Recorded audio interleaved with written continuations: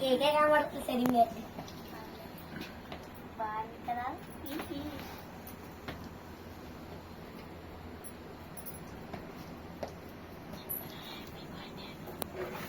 happy birthday to you, happy birthday to you, happy birthday to you Vaishnavi,